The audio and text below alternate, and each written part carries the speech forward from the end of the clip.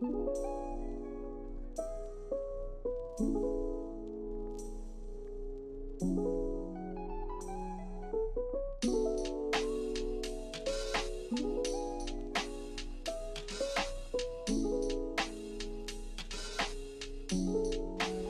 good morning, Anol. Morning, Grant. It's so lovely to be with you in person. We so rarely get to actually see each other, and here we are in Athens at the World Beautiful Business Forum talking about AI and the world and humanity and how we are hopefully building a better world instead of a worse one. We do really hope so. Right? How have you enjoyed the time so far? This is just amazing. It's so difficult to explain to someone else, even in this format, that what this whole experience be, right? Like, I don't know how to tell.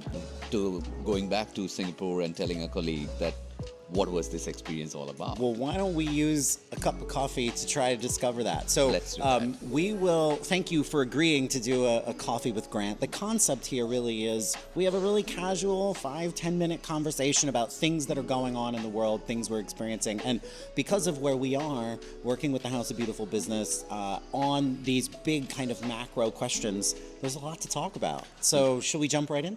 Let's jump right in. Fantastic. And this is the thing. We are here talking about agentic organization. We organize the whole thing with the House of Beautiful Business about agentic agora. But also, I am a little bit worried about that we are talking about it in too much abstract term, right? So what is an agentic organization in all real implication means to you? Yeah, I think it's a really good question because it's easy to talk about it at 30,000 feet instead of sort of on the ground, right? So when I think about what does it mean to be agentic or agentically equipped when we think about AI, I really think not about the wave that AI or automation or agents can replace humans. I think about the ways that they can supercharge them, the ways that they can augment them, the ways that they can make the day-to-day working experience for you or me or anybody else who might work at our organization or any other one. Like their job more, spend more of their time doing the things that matter to them, that they enjoy, find more productivity, not in search exclusively of profit, though of course we do have an obligation to find efficiency where we can, but more importantly in search of unlocking what is possible, of making what yesterday we couldn't imagine something that we can achieve tomorrow. And so I think that idea that we say, let's embrace humans and artificial intelligence in the way that we do what we do. I heard yesterday you gave a really interesting talk and you talked about the way that you think about humans in the loop. This idea of you do the first 20% of every task yourself. Then you engage in AI in the next 60% of the task. And then the last 20% you again do yourself to own it. And I think that's a really interesting way to think about how do agents integrate into an organization? How do we think about the way they belong? So I'm curious, how did you come to that kind of model or that balance or that conclusion is the way that, you are perhaps our most forward-thinking expert on this inside of Hotwire and ROI. So how did you land on that approach? It came from trial and error, which is lots and trial and error. This is not a universal formula. And you have to find your own balance. And that's applicable for any technology or any kind of workflow adoption when it comes in. But there should be some governing rule in there that individual governing rule. It's not I'm talking about AI governance in a big perspective. Everybody need to find out their own place in this new world and how they want to work with this. But there also need to be a cohesive structure organization-wide that where this is communicated. That is, hey, you have to own your idea and own your editorial overview on this. You cannot delegate your agency to AI completely. I think it's a really, really important point, right? This idea that using technology doesn't absolve you of accountability for the outcome. In much the same way, if you were the leader of a team, you are still accountable for the work your whole team does. And if we think of agents in somewhat in the same way, an agent that you work with is just another member of your team, and you are accountable for that agent's work just like you are for your own or someone who works for you. Absolutely, and that's a great segue for my next question to you. That is, It's like we planned it. Yeah, like this was the question thrown to me yesterday. You were there. That what is leadership mean in this new form of organization, of agentic organization or augmented organization? Yeah, I think it's a really interesting question, and I was in the audience kind of watching you answer it, because I think leadership has always meant a certain set of things. It's always meant the capacity to have a vision for the future and the ability to communicate that vision in a way that inspires groups of people to act in the collective in search of that vision, right? It's in some respects the drawing of the map of the destination of where we're trying to get to. And I think part of what we're seeing happen with AI adoption, with AI experimentation, is more and more people are doing more and more things alone. They're spending more time at their computer interacting with agents instead of with other human beings. And so increasingly, I think leadership, while it continues to be about all of that, it also it's increasingly about how we build an organization, a culture that brings people together, that doesn't push them apart, that doesn't distance them as they use more technology. Because at the end of the day, what we do is a collective act. We have to all be pushing in the same direction. We have to all be attempting to get to the same destination. And not just for our own teams within Hotwire or within ROI, but also for each of the clients that we work with who have their own challenges inside their own organizations who are trying to figure that out. And so in some respects, I think leadership is more and more about the ways in which we motivate and inspire and bring people together in sort of search of a shared destination. That's a brilliant answer. I'm really glad to hear that. And another thing I noticed about leadership, and especially in you, is that being present in the moment, right?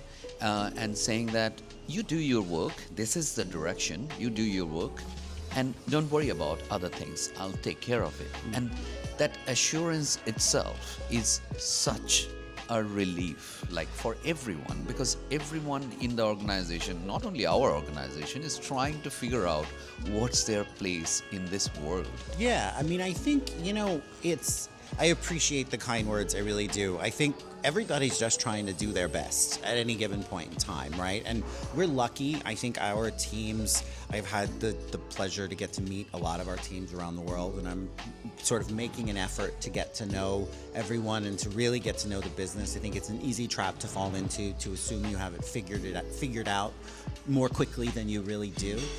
But at the end of the day, if you can attract and retain exceptionally smart, hardworking, kind, generous people, and I think we're very lucky to have a group of people at the company who embody all of those things, then in some respects it's a leader's job to chart the course, knock the obstacles out of the way, and get out of the way, right? And so that can be difficult. Sometimes you really want to get in it, and I think that's a constant challenge. But at the end of the day, I think any leader knows they're doing a good job when the organization is thriving, as they sit on the sideline and look for sort of obstacles or challenges that they need to take care of. And so for me, that's so it's so enriching, it's so inspiring, it's so satisfying to get to visit our offices, visit our clients, spend time with our people, hear about the work, identify those obstacles. I try to always ask,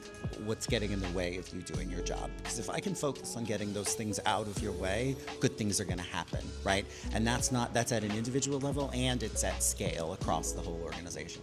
Right. Let's talk about, as we can't avoid AI questions.